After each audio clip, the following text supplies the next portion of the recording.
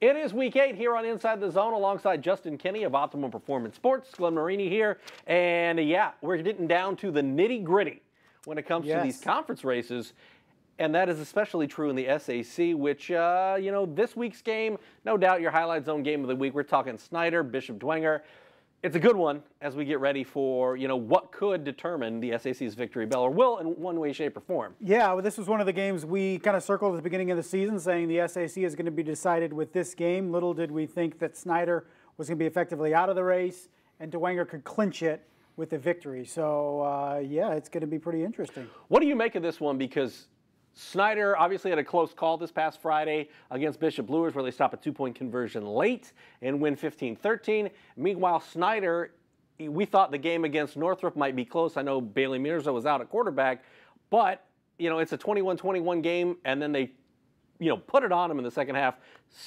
Snider's coming off, one of its best offensive performances of the season in a 48-21 win. How do you see this one playing out, knowing that the Saints played a close one, and Snider played maybe their most complete football game of the year? Yeah, I had to be impressed with John Barnes. He had over 150 yards passing, 3 touchdowns, no interceptions. People think maybe that's his coming out party for Snider, because they need consistency offensively to have a real big shot of going deep in the postseason. Dwenger is in that position where we've seen enough to say that their defense is really, really, really good, and they're going to limit everybody they play in the SAC. That's conventional wisdom, what we think going into this game, because we're saying, well, we'll see them against this team, this team. They've answered every call, limiting Bishop Luers to 13 points in that win last Friday. So enough doubting Bishop Dwenger's defense, so Snider has to find enough offense against that defense to pull out a win. Yeah, how much do you take away from that, the way they were able to bottle up Luers? Because Kanapke's been putting up monster numbers given Fridays. Jordan Presley's worth about 200 yards of total offense every Friday. Jamie Johnson is coming into his own. I mean, Luers has playmakers. They just haven't been able to stop people, which has led to dramatic fourth quarters for them. Yeah. But really, Dwenger shut them down in especially in the first half, but made plays when they needed to in the second half, especially on that two-point conversion in the fourth. Sure, and it's typical Dwenger in terms of there's no big stars on that defense. Hayden Ellinger is very good. T.J. Tipman, T.J. McGarry, they're good players, but we're not talking Division I athletes right now here at Bishop Dwenger on defense. So at least, top-rated recruits. So they're just going about their business. Casey Kochman doing a great job. It'll be a challenge for Bishop Dwenger for sure. But so far, 7 games in, that defense has looked pretty darn good for 7 games. Again, the concern may be, if you're Bishop Dwenger, we got to score some points, because Snider has some offensive weapons, but it comes just down to you got to score a couple touchdowns, I would think, to beat the Snider Panthers. Quarterback position still one to watch, because Brendan Lytle then in again last week. Is Patrick O'Keefe getting over his injury to where he's an option at quarterback? Or do they go with Lytle, the sophomore, for the rest of the way? I think that's going to be an interesting dynamic to watch. Many people have said, well, Lytle gives you that run dimension, but actually Patrick O'Keefe has been the more mobile quarterback in terms of being able to pick up yardage on the ground. So different guys, different dynamics. It looks like Lytle's job right now, but we'll see how that changes if O'Keefe eventually is 100% ready to go. How do you see this one playing out? I imagine you're taking the Saints. Yes, I am. What are you assuming? Well, based off this expert analysis, I would have said.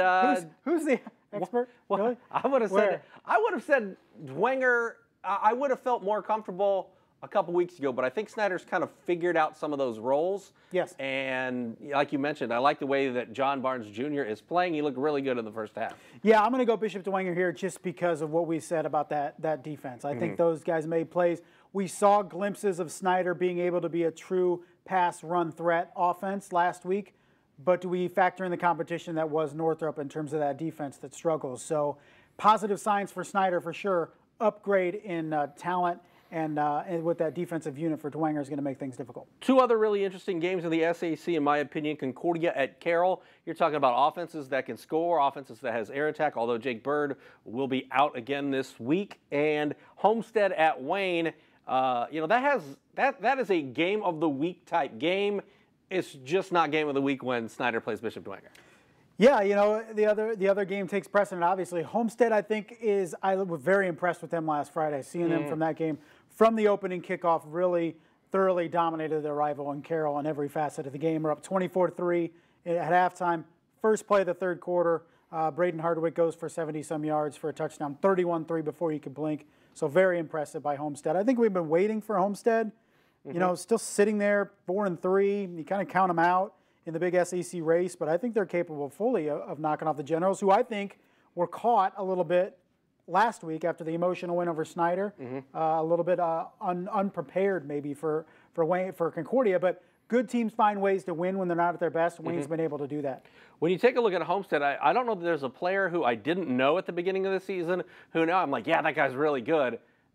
More so than Griffin Little. Like, I saw him in the scrimmage against Snider and he got a touchdown, and I was like, that kid's pretty big. That kid's pretty fast. Who's that guy? And they're like, oh, Griffin Little. He's a junior. He's 6'3", 210. He's going to be a player. And I was like, never heard of him.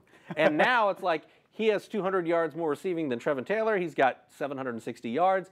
I mean, and he's got the size. He's a matchup nightmare for anybody in the SAC. He sure is. Not only those wide receivers, but the beginning of the season, what did we say? 2 quarterback systems not going to work. You have to settle on one person. And here we are entering week 8 where they still have Jake Archbold and Luke Goody alternating possessions by and large. So that defense or that offense has been able to put up enough points to win a fair amount of games.